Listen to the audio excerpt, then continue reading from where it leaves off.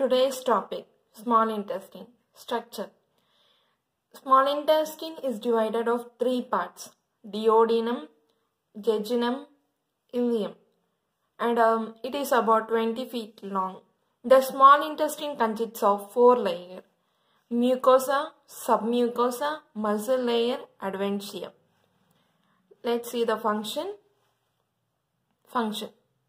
Responsible for the complete digestion of all macromolecules. Absorption of their component molecules, glucose, fatty acids, glycerol, amino acids, nucleotides. And 90% of digestion and absorption of food occurs in the small intestine itself. Other 10% take place in the stomach and the large intestine.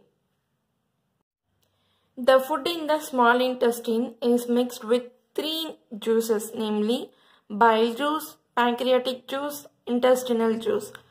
Bile juice. Bile is produced in liver and stored in the gallbladder and poured into the duodenum via the bile duct. It is a brownish color alkaline secretion of the liver. The bile contains water, mucus, inorganic salts, cholesterol and bile salts. The bile salts emulsify fats and help enzymes like lipase to act upon fats during emulsification. The bile salts convert bigger fat particles into smaller fat globules. You can see here a bigger part of fat particles after getting to stomach and to the duodenum. Here the gallbladder contains a bile juice. It pour into the duodenum and then here the digestion will appear. Short notes on liver. See here you can see gallbladder, left hepatic duct, right hepatic duct, right lobe and left lobe. Okay. Liver has two lobe, right lobe and left lobe. Liver produces bile and stored in gallbladder. Bile juice contains water in 97 to 98%, bile salts 0.7%, bilirubin 0.2%, fats 0.51%, inorganic salts, and it breaks down all the RBC. Pancreatic juice. Role is to digest carbohydrates, lipids and proteins completely. It also secretes bicarbonate ions. Pancreatic juice consists protease enzyme, amylase enzyme, lipase enzyme, sodium hydrogen carbonate, trypsin, chymotrypsin, water. The pancreatic juice travels through the pancreatic duct to mix with food in the duodenum. It is an alkaline fluid, pH of 7 to 8. Trypsin and chymotrypsin, which are secreted in the form of inactive precursors, trypsinogen and chymotrypsinogen. The precursors are activated by enterokinase of the intestinal juice, the amylatic enzyme amylase, the pancreatic lipase carboxypeptidase, and nuclease. Trypsin hydrolyzes protein into polypeptides and plus peptides. Chymotrypsin hydrolyzes proteins into large peptides. Intestinal juice.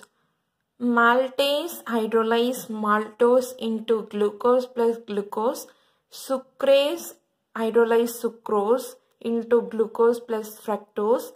Lactase hydrolyzes lactose into glucose plus galactose. Peptidase hydrolyzes di and tripeptides into amino acid.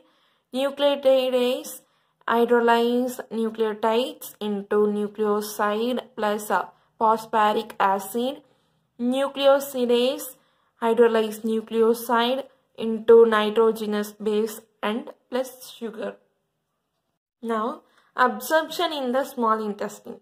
Nutrients are absorbed by the inner wall of the small intestine into the bloodstream.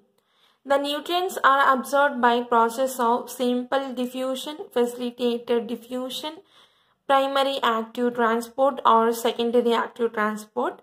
For transport, nutrients commonly rely upon. Lipids undergo passive or simple diffusion. Short chain fatty acids diffusion.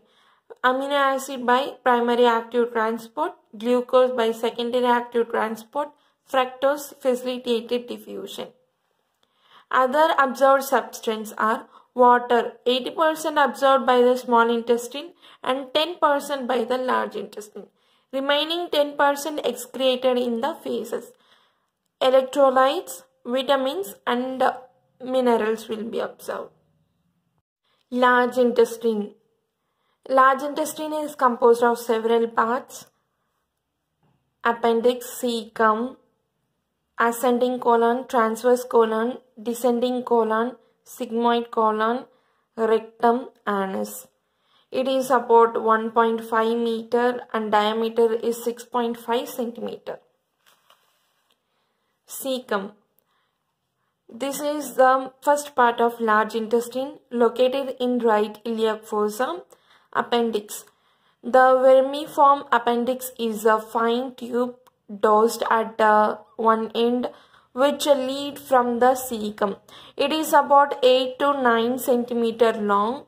No digestive function but cause significant problems when it becomes inflamed.